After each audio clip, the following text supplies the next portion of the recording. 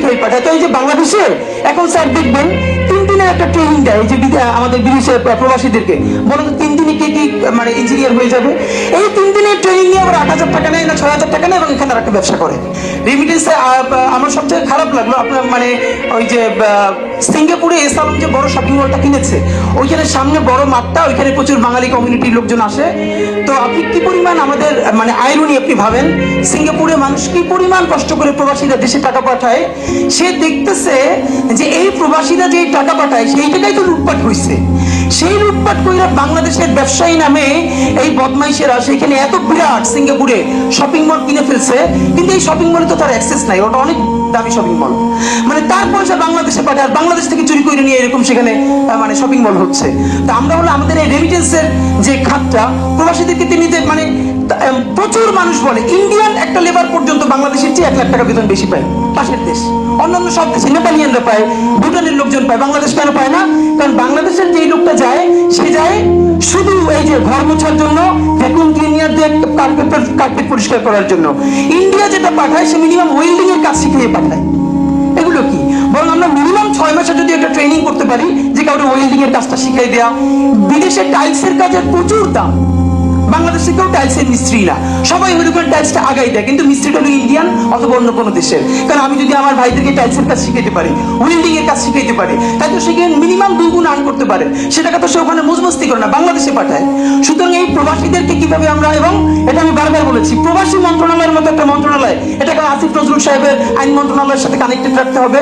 উনি কি এমনিতে আইন মন্ত্রণালয় নিয়ে প্রচুর ব্যস্ত, একজন ডেডিকেটেড ফোর্স এখানে নিযুক্ত করা ছিল যাতে এই সময়টার মধ্যে প্রবাসীদের জন্য একটা ইম্প্যাক্টফুল কিছু করে ফেলতে পারে, না সেটা করতে পারে নাই। আমরা মানুষ চাইলে পরিশ্রম এবং চেষ্টার মাধ্যমে তার ভাগ্য কিছুটা পরিবর্তন করতে পারে, কিন্তু যারা বাই বর্ন বা গড গিফটেড এদের অতটা চেষ্টাও করতে হয় না, অতটা পরিশ্রমও করতে হয় না। আল্লাহ সুবহানাহু ওয়া তাআলা তাদেরকে এক্সট্রা কিছু নলেজ দিয়ে দেন। আপনারা যে ভিডিওটা দেখলেন, এই লোকটা সত্যিকার অর্থেই বাই বর্ন বা গড গিফটেড। এই লোকটার প্রত্যেকটা ব্যাপারে এতটা মেধা, সত্যিকার অর্থে একজন মানুষ অবাক না হয়ে পারে না। আল্লাহ সুবহানাহু ওয়া তাআলা এই লোকটাকে এত অল্প সময়ের ভিতরে এত মেধা দিয়েছে এবং এত নলেজ দিয়েছে এবং এত জানার পরিধি বাড়ায় দিয়েছেন, যা আসলে সত্যি অবাক না হয়ে পারা যায় না। সত্যিকার অর্থে সে আসলেও একটা নক্ষত্র। এটা শুধু ভিডিও করা বা বলার জন্য বলা না, এই লোকটা আসলেও নক্ষত্র, একটা চরম লেভেলের মেধাবী একজন লোক। আল্লাহ হয়তো ওনাকে এত অল্প সময়ের ভিতরে মেধা টান দিবে এবং এত অল্প সময়ের ভিতরে ওনার জীবন এখানে পরিসমাপ্তি ঘটাবে, এজন্য হয়তো আল্লাহ সুবহানাহু ওয়া তাআলা সব বিষয়ে তাকে নলেজ দিয়েছে এবং তার প্রত্যেকটা বিষয়ে যথেষ্ট জ্ঞান আছে। তো সর্বোপরি প্রত্যেকটা ভিডিও শেষে একই কথা, যে আল্লাহ সুবহানাহু ওয়া তাআলা তাকে জান্নাতবাসী করুক। আর এই মাসে আরেকজন ত্যাগী নক্ষত্র আমরা হারালাম, আপসীন নেত্রী বেগম খালেদা জিয়া।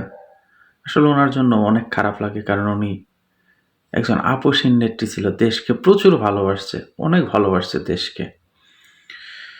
এরকম 2টা লোককেই এই ডিসেম্বর মাসে আমরা হারালাম। আমরা চাই আল্লাহ সুবহানাহু ওয়া তাআলা এই 2 জন লোককেই জান্নাতুল ফেরদাউস দান করুক এবং এদের পুরাতন বা পিছনের যে ভুলগুলো আছে সেই ভুলগুলা ক্ষমা করে আল্লাহ সুবহানাহু ওয়া তাআলা তাদেরকে জান্নাতুল ফেরদাউস দান করুক।